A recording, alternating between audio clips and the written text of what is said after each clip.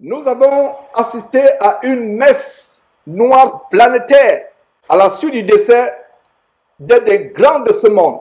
Cet homme qui était souffrant du série d'hôpital, je ne sais pas si l'hôpital ou pas, cet homme qui est le chef du système de la Babylone la Grande est décédé et nous avons assisté à un véritable théâtre de plusieurs jours.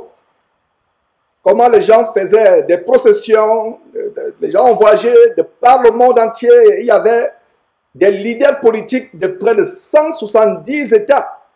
170 États, voilà cet homme qui était jeune, là sur cette photo, tellement inoffensif. Mais il a tourné, il est devenu plus tard le représentant d'un des systèmes les plus abominables. Et vous voyez sur la photo, on est en train de faire la soudure sur son cercueil. Il a été scellé dans un cercueil. Regardez ce temple qui vous donnerait des cauchemars avec ces pylônes qui ont beaucoup de symboles ésotériques. Et il n'y a rien de Dieu dans cela.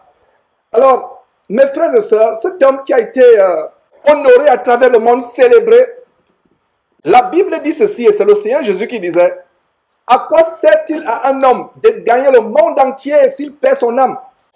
À quoi sert-il à un homme de gagner le monde entier? Cet homme qui était adulé, qui était à la tête d'un système des plus abominables qui est décrit en Apocalypse chapitre 18.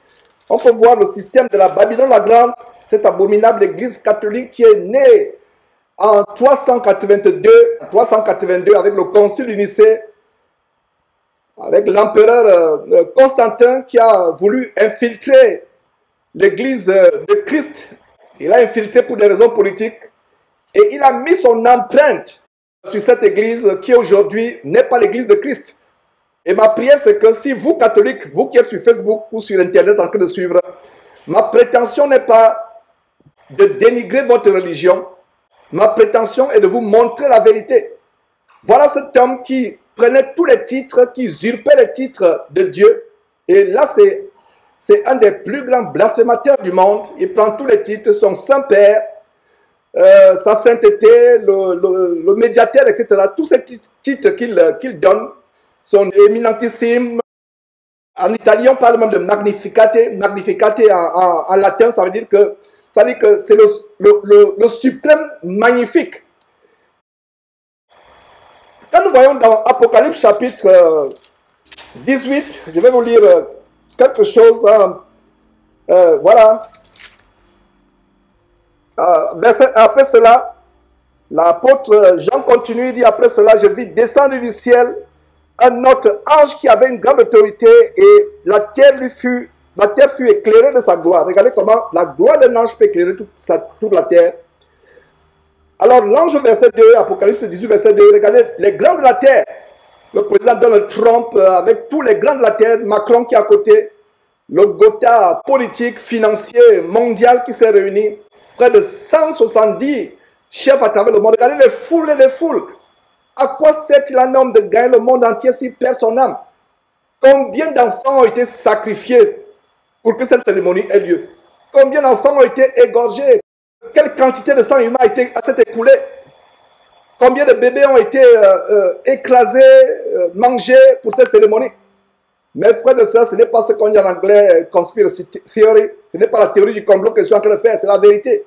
Nous avons dénoncé cette abominable église qui, depuis des années, est derrière des scandales tels que la pédophilie, le viol d'enfants, le viol des nonnes, des sœurs religieuses. Il y a eu des documentaires là-dessus. Et cet homme qui est, regardez, il y a deux anges gardiens, mes frères et sœurs. Ces gens qui sont en train de garder le cadavre, pourquoi ces deux gardiens n'ont pas protégé la mort? Les seuls anges gardiens que nous avons, c'est les anges de Dieu qui nous gardent jour après jour. Regardez ces gens avec des épées qui gardent de part et d'autre le cercueil, la bière ou le cercueil.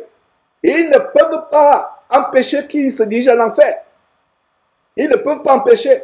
Et il y a tout un symbolisme. Et ce qui se passe de jour, ce n'est pas ce qui se passe la nuit. Il y a des cérémonies occultes qui sont passées la nuit. Et comme rien ne se cache, peut-être par la grâce de Dieu, nous reviendrons pour exposer cela.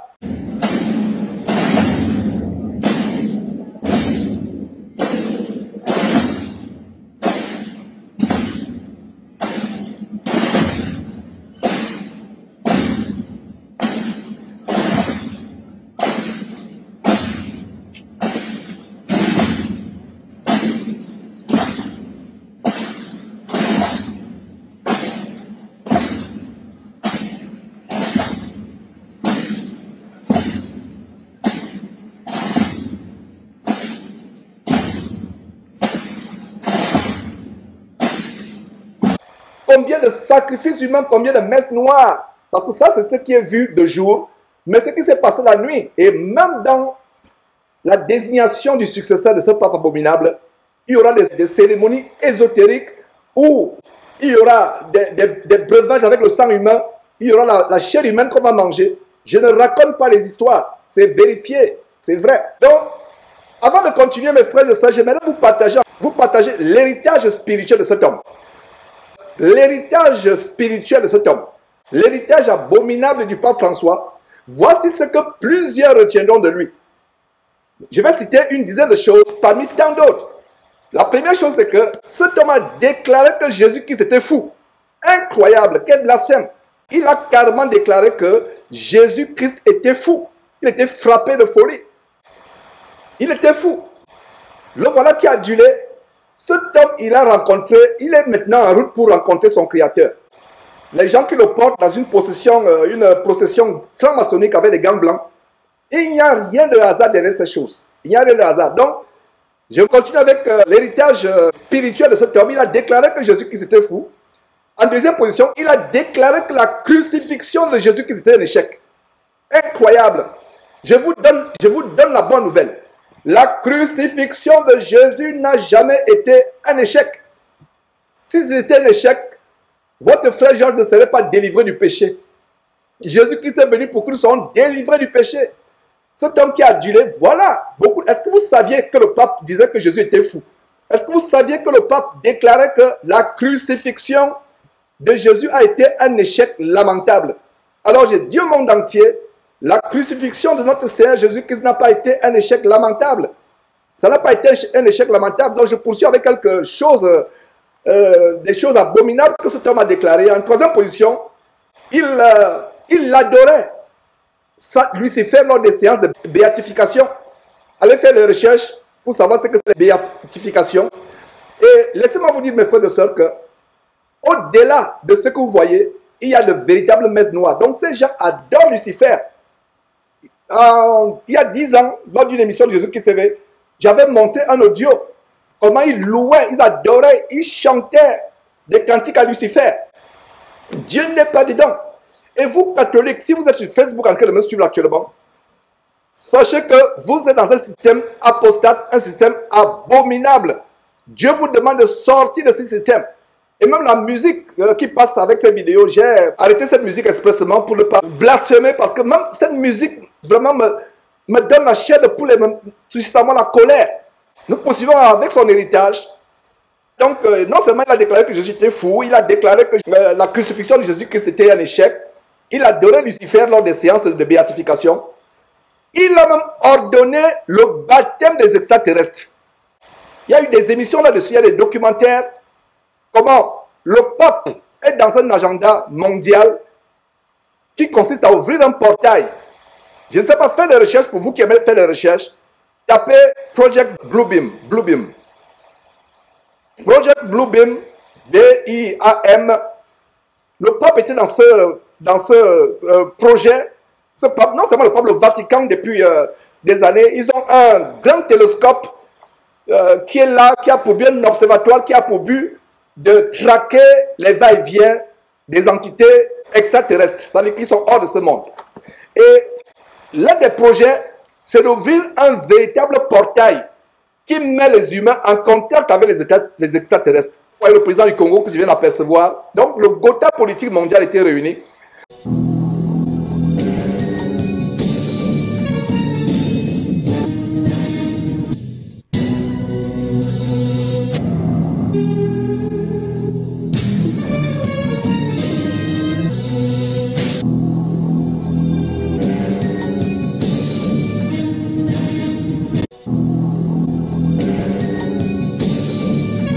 Alors, je parle donc du baptême. Une des abominations de cet homme, c'est le baptême des extraterrestres. Le baptême des incroyables. Les extraterrestres sont les démons. Donc, il était dans cette mouvance de baptiser par anticipation les extraterrestres. Il n'y a rien de saint dans la religion catholique. Et je suis content de pouvoir, par ma voix, dénoncer ces choses afin que le monde entier sache qu'il n'y a rien de saint dans cette abominable religion. Sortez de ces religions, d'ailleurs de toutes les religions, qu'elles s'appellent protestantisme, baptiste, luthérien, témoin de Jéhovah, mormon, peu importe le nom. Toute religion, toute dénomination ne vient pas de Dieu.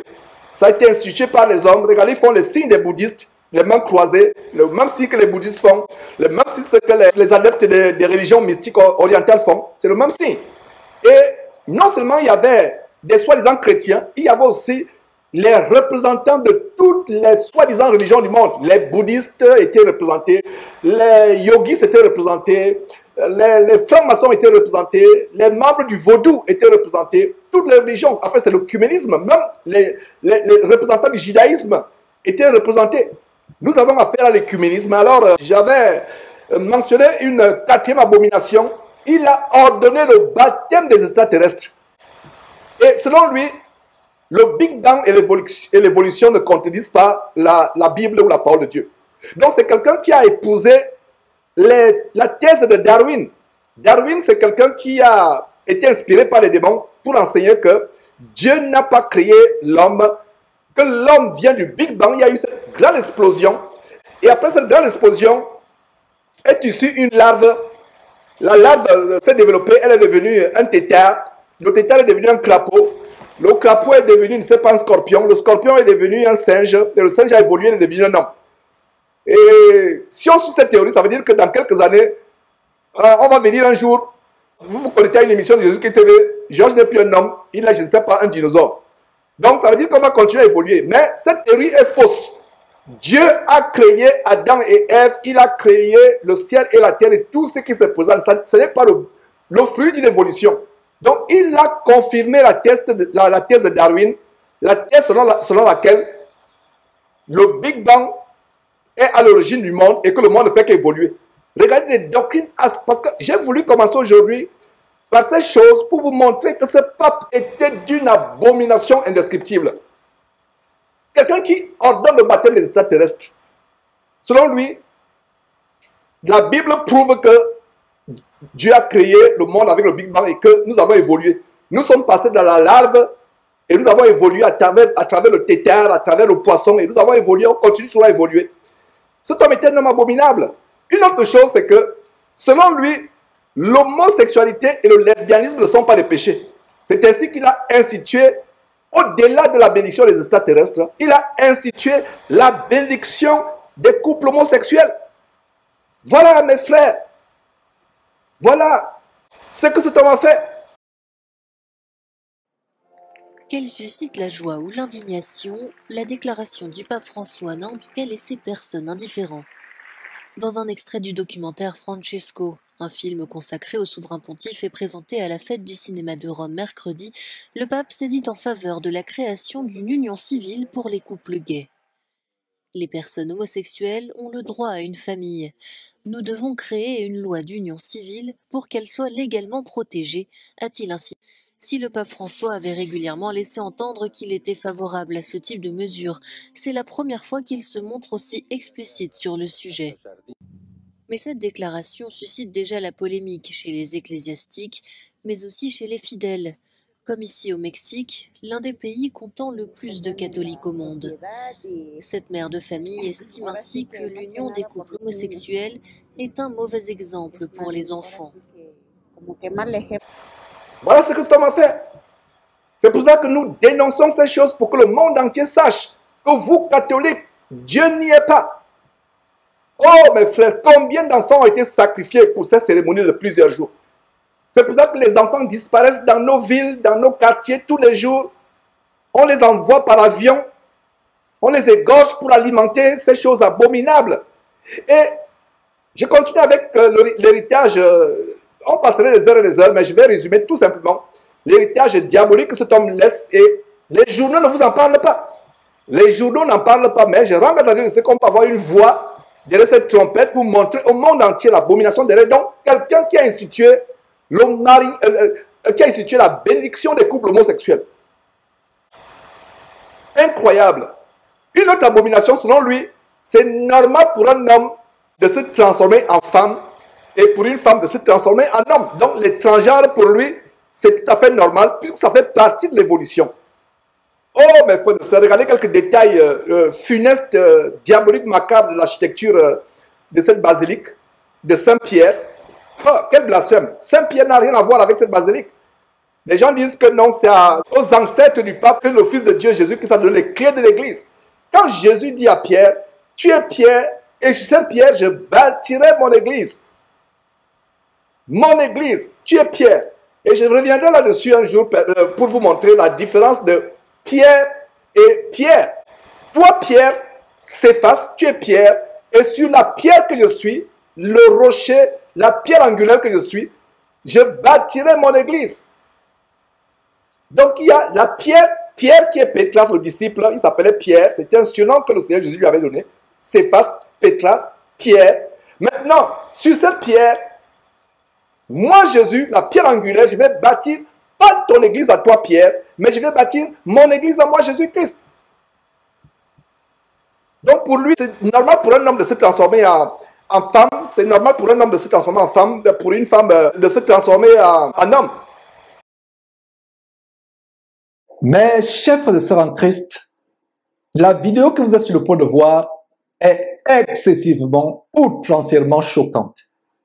Si quelqu'un doute que nous vivons la fin des temps, que nous sommes dans les temps de la fin, je plains une telle personne.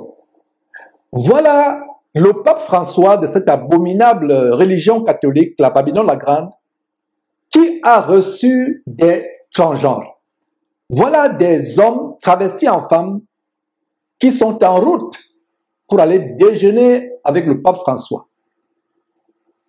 Vous connaissez la manière par laquelle je dénonce les choses avec virulence, mais pour une fois, je vais enfreindre la règle, je vais vous laisser vous-même commenter cette abomination. Voilà les hommes habillés en femmes. Il n'y a aucune femme biologique, je vais dire aucune femme réelle, aucune vraie femme, selon que Dieu les a créés, dans ce bus. Voilà des hommes qui pensent qu'ils sont des femmes, qui sont en direction pour aller déjeuner avec le pape. Voilà les abominations que nous vivons dans cette fin des temps. Oh, catholiques, si vous pouviez ouvrir les yeux pour aller à Jésus-Christ, sortir de ces sectes qui entraînent les gens en enfer, allez à Jésus-Christ. Ouvrez les yeux, mettez vos commentaires au bas de cette vidéo. Voilà comment les gens s'amusent avec le nom de Dieu dans ce temps de la fin. Dans ce temps de la fin.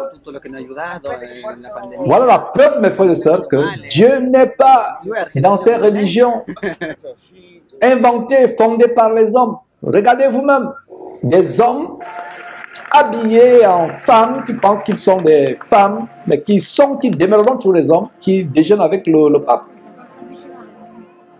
Voilà, mes frères et sœurs. Et c'est une abomination qui a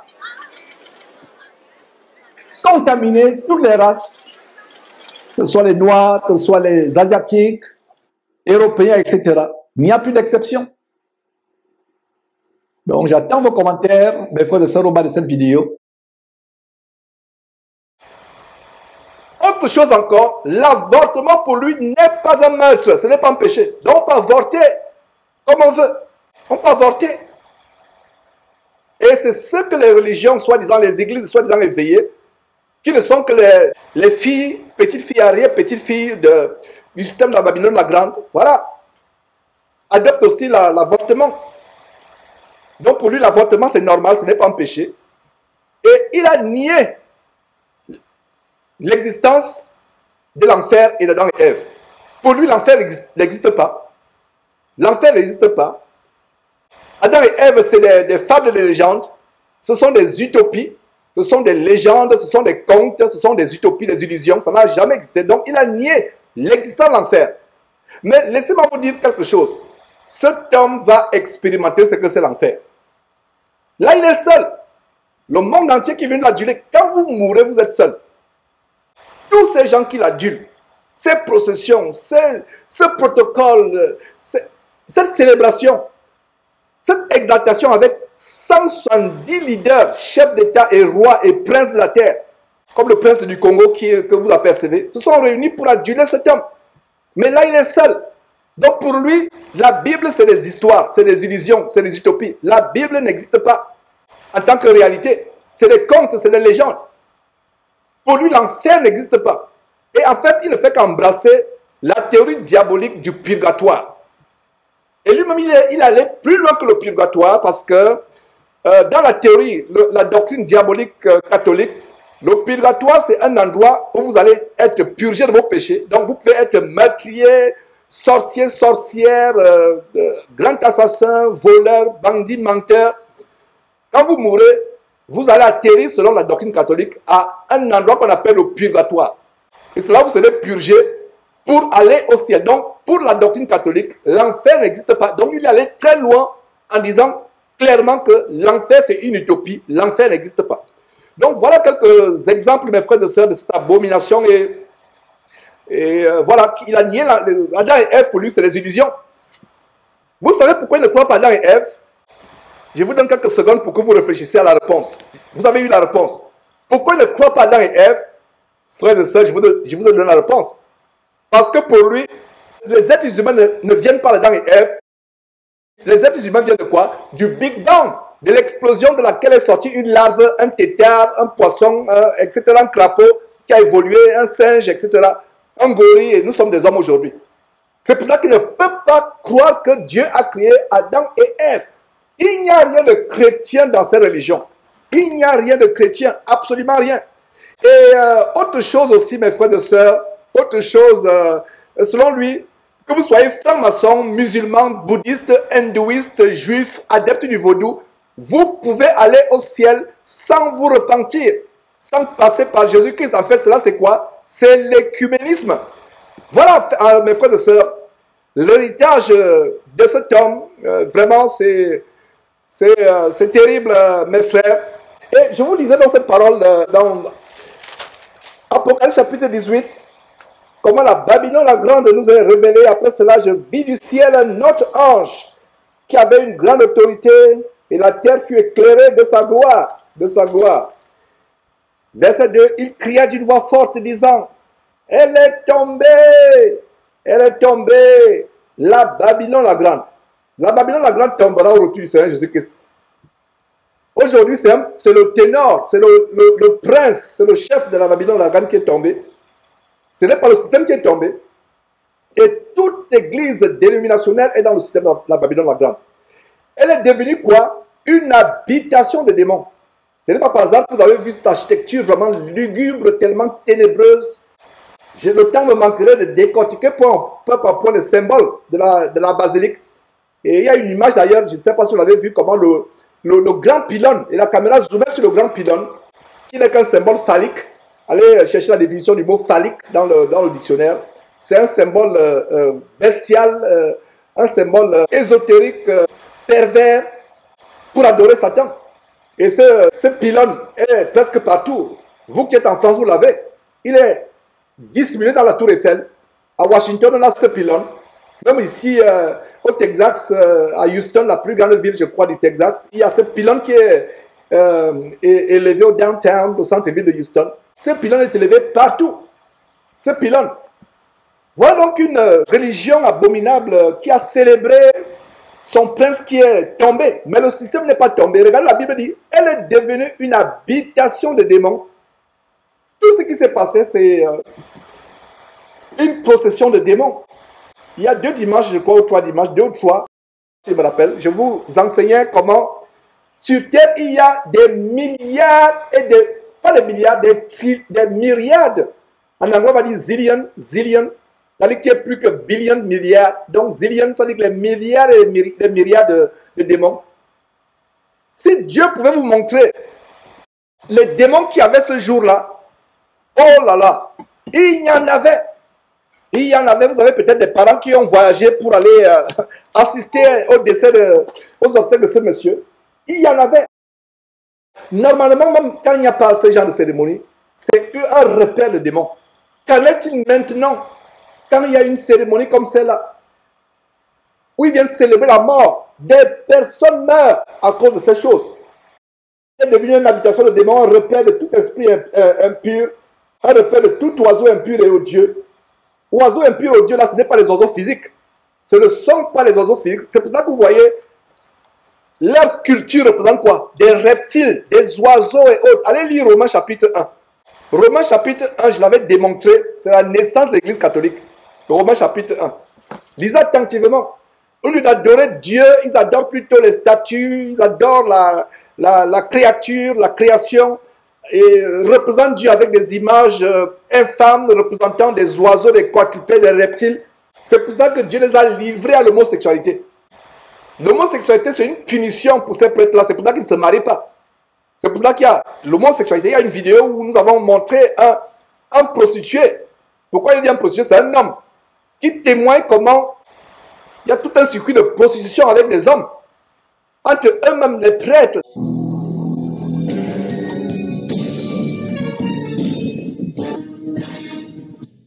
Sexualité des prêtres. En Italie, l'enquête d'un journaliste dénonce la loi du silence autour des liaisons qu'entretiennent les prêtres avec des hommes. Voici le prêtre napolitain par qui le scandale arrive. Une double vie avec un prostitué de luxe, des soirées de sexe et de cocaïne, financées par les offrandes des fidèles, et filmées ici en secret par Francesco Mangiacapra. Il vient de publier ses souvenirs et révèle s'être spécialisé pour cette clientèle toute particulière. J'ai eu des rapports sexuels avec des dizaines de prêtres. Beaucoup parmi eux se présentaient comme tels, venaient parfois en soutane. D'autres ne me révélaient leur statut que plus tard. Tous m'ont payé des centaines d'euros à chaque fois, dans le but d'acheter ma parole, de garantir mon silence. Cette double vie serait pratiquée au sein même de la curie romaine, le gouvernement qui entoure le pape. C'est en tout cas ce qu'affirme un ancien prêtre, secrétaire d'un grand cardinal. Devenu laïc, Francesco Lepore nous raconte ses années passées au secrétariat d'État, un des lieux les plus secrets au monde. Ce que j'ai remarqué, c'est que de très nombreux responsables de la curie avaient des doubles vies.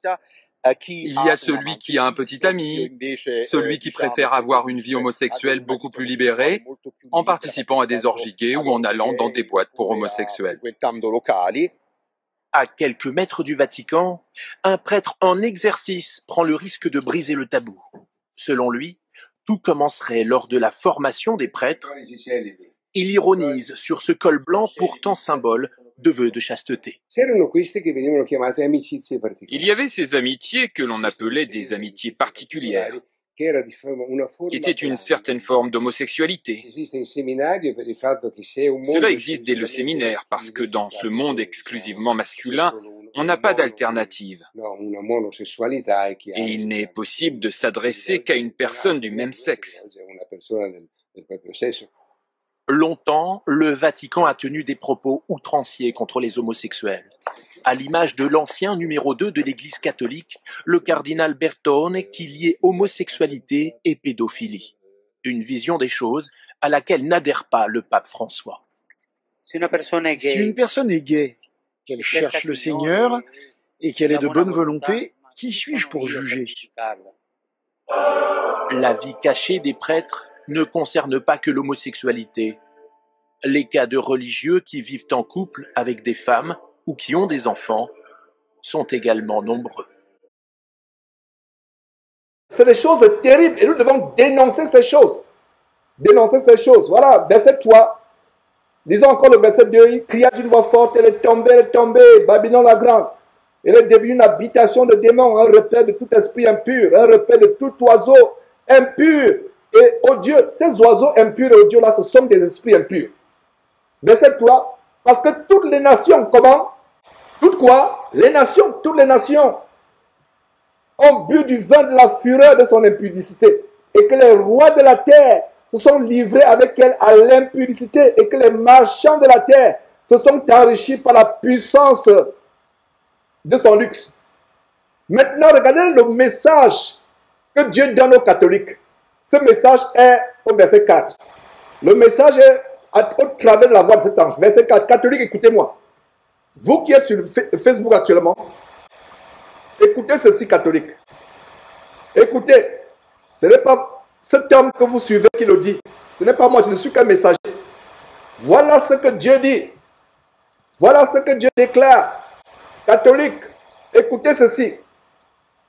Verset 4. Et j'entendis du ciel une autre voix qui disait: sortez du milieu d'elle, mon peuple. Sortez, sortez, sortez, sortez. Sortez, afin que vous ne participez point à ces péchés et que vous n'ayez point part à ces fléaux. Ça veut dire quoi? Tout catholique qui ne se répand pas sera jugé des mêmes péchés que le pape. N'est-ce pas effrayant? Si, c'est effrayant. Je reprends.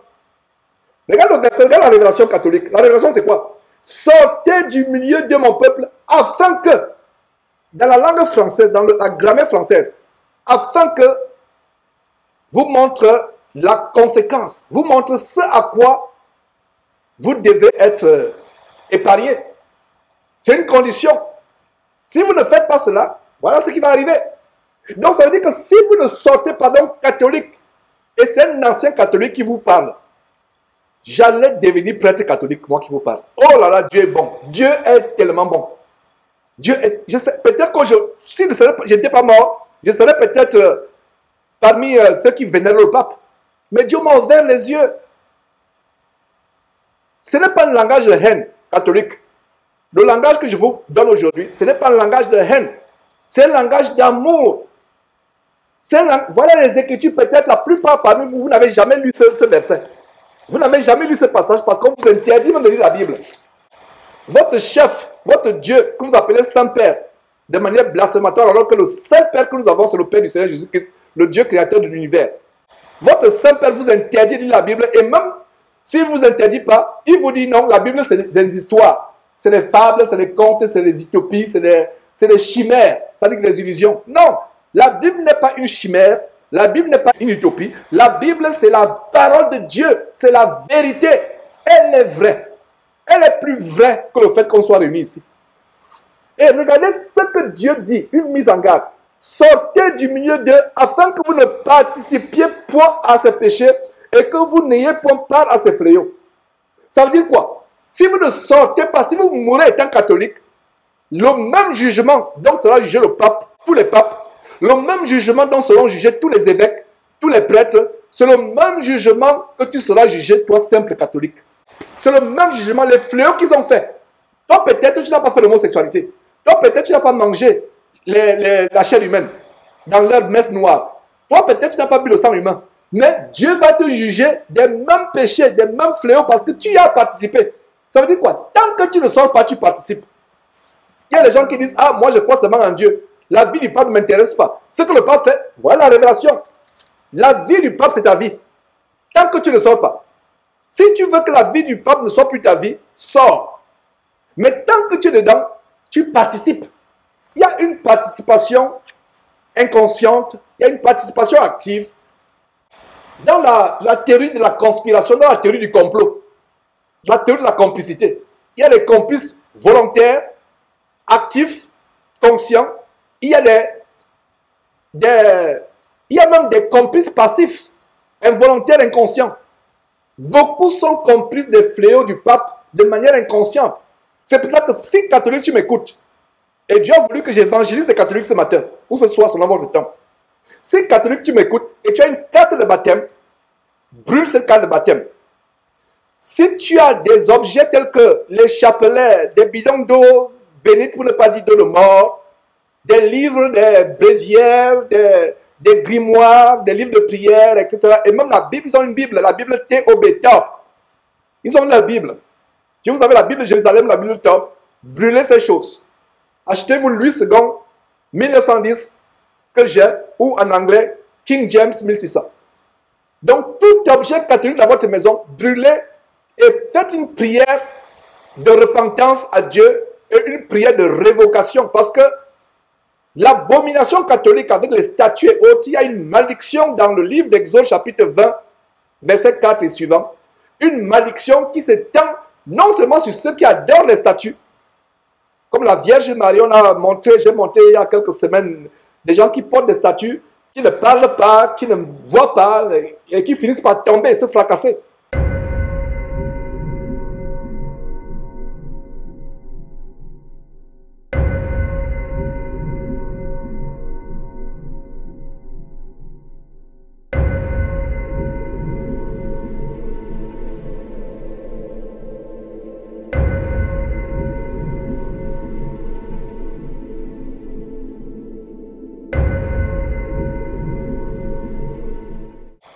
Donc, sortez de ce système.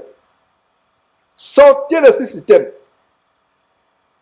Le système de la Babylone, verset 4, et j'ai entendu du ciel une autre voix qui disait, sortez du milieu d'elle, mon peuple, afin que vous ne participiez point à ces péchés et que vous n'ayez point part à ces fléaux. Verset 5.